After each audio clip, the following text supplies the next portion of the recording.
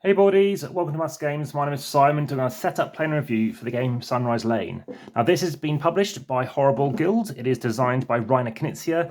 Check out my respective playlists for both this designer and this publisher.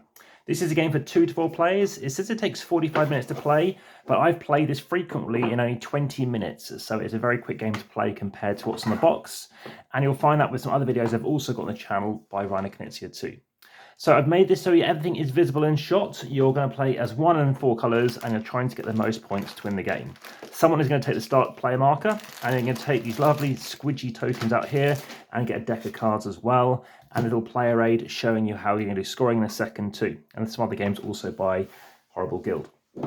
So this is a game set, it's basically a re-implementation of the game Rondo, a lot more beautiful to look at. So let's just say I'm starting and everyone's going to take 3 cards each. So you're going to shuffle up this deck of cards, check out my sleeving playlist too. So let's say I have got 3 cards. Let's say I'm playing as white, and what you're looking to do is you're trying to have the most different houses, that's spaces, in the red zone. And if you happen to have the most, you'll get 10 points at the end of the game. If you come second, you'll get 6 points. If you come third, you get 3 points. There's another section over here for red as well. That's a completely separate section. That's going to be scored the same way. So you're going to be getting yourself 10, 6, and 3 points. And then if you happen to have the highest tower, I'll show you how that works as well, or the highest house, in the blue sections, then you're going to be scoring 10, 6, and 3 respectively in both those, so score them together. And lastly, section 3, see, in terms of scoring, is the largest contiguous section. You're not including parks, we'll show you what those are about in a second, and the central square. So on your turn, you're going to look at your cards and do one of 2 options. You can either draw 2 cards, or you can choose to play out cards, and however many play outs, you just draw up 1 card at the end of your turn. So as an example, let me show you what I could do. I could choose to play out 1 card, which matches my colour. So this represents purple. There's purple going on here, little icon showing you as well in case you're colourblind, and I'll get myself 2 points.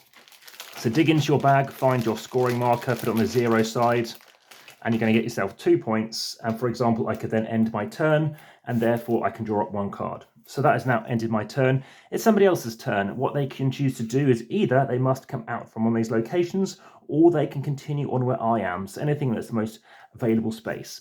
So I've just drawn up, and let's say it's back to my turn. I can choose to, for example, take the different option of drawing 2 cards. So either you're playing out cards and drawing up 1 at the end of your turn, or drawing 2 cards. I've chosen to draw 2 cards. Now, at the end of your turn, you must discard down to a most 5 cards. So I'm going to lose a card. I'm going to see what's around. So I could go in this direction, which could be quite good for me. And let's say I discard, I've got 2 of everything here. Let's say I discard a green card. So it's someone else's turn. For example, let's say I've just been drawing, discarding for some silly reason. It's back to my turn. I'm going to go in this direction. So I'm going to play a red and another red. So I'm playing 2 reds, and I'm going to go over in this direction. Now, if you're playing it as a 2 or 3 player game, you're playing with all 28 houses. If you're playing as a 4 player game, you're only going to be playing with 22. So put 6 back in the bag.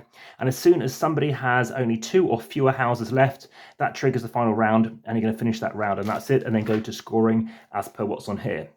So I've played out 2 red cards. Let me just show you that again. I'm playing out 2 red cards, and I'm going to be scoring myself 2 times 2 because I've got 2 of them. So I played out those 2 red cards, which I had a second ago. I've just lost them now, and I'm going to be scoring myself 4 points. So I got up to 6, but I can continue going. I'm going to discard this card here, and I'm going to get myself another point. That's 7 points. I'll make a discard pile over here. And I can choose to, if I want to, go here, discarding any card I like. So face down, whatever you want to do, to make it out as a park. This allows me to keep on playing. And sorry, I would have played out a... I could have played here to get myself 1 point. But rather than that, I discard this to go here and place out this one to get myself 2 points. Now, it is clear to be noted that if you happen to have had enough cards to go, I don't know, here and here, you couldn't go here and here. So if you can never branch off.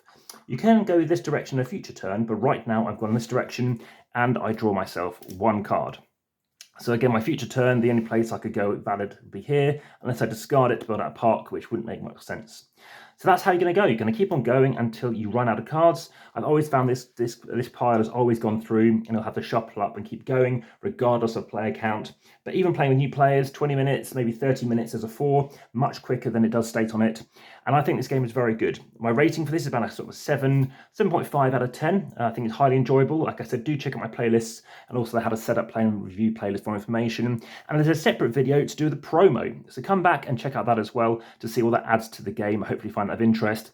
More games on the channel by Horrible Guild include the Similio games, including Lord of the Rings, and the promo, The One Ring, as well as Similio 23 and other videos for Similio 24 on the channel, do some latest games. More games by Horrible Guild will also be on the channel, so again, make sure you hit the notification bell. And like I said, only about 1% of subscribers at the minute are actually obviously watching who are subscribed, so there's lots of opportunity for checking out new stuff.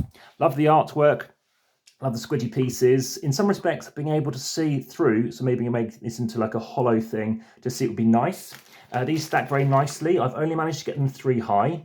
I've seen other people get them 4 high though. And also the colours are fine. I've played through all different colours, make no difference.